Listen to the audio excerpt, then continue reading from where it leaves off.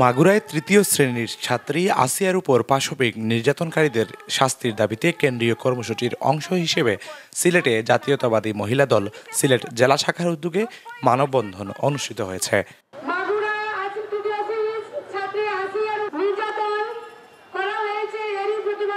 সোমবার দুপুরে সিলেট কেন্দ্রীয় শহীদ মিনার প্রাঙ্গণে এ মানববন্ধন কর্মসূচিতে প্রধান অতিথির বক্তব্য রাখেন বিএনপি চেয়ারপারসনের উপদেষ্টা তাসিনা রুশদীর লুনা। আমরা দীর্ঘদিন ধরে এই যে নারী নির্যাতন, নারী ধর্ষণ ঘটনা ঘটে আসছে এবং তার মধ্যে সবচেয়ে ভয়াবহ হচ্ছে এই শিশু ধর্ষণের ঘটনাগুলো। সিলেট জেলা মহিলা দলের সভাপতি ও জেলা বিএনপির মহিলা বিষয়ক সম্পাদক তাহসিন শারমিন তামান্নার সভাপতিত্বে জেলা মহিলা দলের সহসভাপতি ফেরদৌসী ইকবালের সঞ্চালনায় মানববন্ধনে বক্তব্য রাখেন সিলেট জেলা মহিলা দলের সহসভাপতি ফারজানা বক্ত রায়না, সিলেট জেলা মহিলা দলের সাবেক যুগ্ম সম্পাদক দিবারানী দেবাবলি, জেলা বিএনপির সহ মহিলা বিষয়ক সম্পাদক ও জেলা মহিলা দলের দপ্তর সম্পাদক সুলতানা রহমান দিনা, জেলা মহিলা দলের শিক্ষা বিষয়ক সম্পাদক নুরুন্নাহান ইয়াসমিন, জেলা শ্রমিক দলের মহিলা বিষয়ক সম্পাদক পারভিন খান, জেলা মহিলা দল নেত্রী হালিমা বেগম, জলিপুর কায়স্থ ১৯ নং ওয়ার্ড মহিলা দলের সাংগঠনিক সম্পাদক হালিমা সহ আরও অনেকে। বিচারের আওতায় এনে একটা নজির সৃষ্টি করা হয়। এ সময় দেশব্যাপী নানা ধর্ষণ কাণ্ডে জড়িত দোষীদের দ্রুত কঠোর শাস্তি নিশ্চিত করতে অন্তর্বর্তী সরকারের কাছে আহ্বান জানান তারা। নারী ধর্ষণ বা শিশু ধর্ষণের ঘটনা দীর্ঘদিন ধরে আমাদের বাংলাদেশের একটা প্রচলিত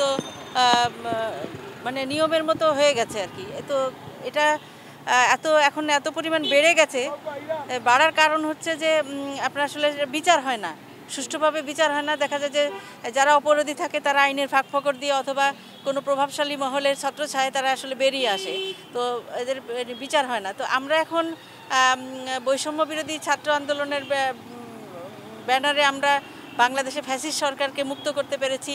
আমাদের এই বৈষম্য বিরোধী আন্দোলনের প্রেক্ষাপটে আমাদের যে বর্তমান অন্তর্বর্তীকালীন সরকারের কাছে চাওয়া যে সমাজের কোনো বৈষম্য থাকবে না, সেখানে নারী পুরুষের কোনো বৈষম্য থাকবে না। কিন্তু আমরা কথাই বলি, নারী অগ্রগতির কথা বলছি, আমরা নারী উন্নয়নের কথা বলছি, তারপরে নারীদের অংশগ্রহণের কথা বলছি বিভিন্ন জায়গায়। কিন্তু আমাদের আসলে এই যে আগের যে মন মানসিকতায় যে মানুষের নারীদের প্রতি, নারী গৃহকর্মীদের প্রতি অত্যাচার অথবা এই যে ধর্ষণ, বিশেষ করে ধর্ষণ এবং শিশু ধর্ষণ একটা জঘন্যতম অপরাধ, ঘৃণ্য অপরাধ। এই ধরনের অপরাধ এত দৃষ্টান্তমূলক শাস্তি তার হওয়া উচিত এবং খুব দ্রুতই, এবং যাতে কোনো অবস্থাতে সে আইনের ফাঁকফোকর দিয়ে বের হয়ে না যেতে পারে, এবং খুব দ্রুত সময়ে এটা উপস্থিত একটা সিদ্ধান্তের মাধ্যমে এটার জন্য এমন আইন করা হোক যাতে এটা অন্তত পক্ষে 15-20 দিন বা বড়জোর 1 মাসের মধ্যে শাস্তি নিশ্চিত হয়। যাতে সে ধরনের যদি দৃষ্টান্তমূলক শাস্তি ব্যবস্থা হয় কয়েক জায়গায়, তাহলে আমি মনে হয় যে এ ধরনের অপরাধ কমে আসবে। ছাত্রী আসিয়াকে যে কয়েকদিন আগে রেপ করা হয়েছে, তার দুলাভাইয়ের বাবা এবং দুলাভাইয়ের বড় ভাই, এটা এত ন্যাক্কারজনক একটা ঘটনা।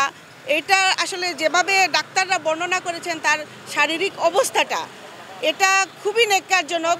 আমরা আসলে এর দৃষ্টান্তমূলক শাস্তি চাই। আমরা আমাদের দেশে নিরাপত্তা আমাদের নেই, কেন এটা হবে?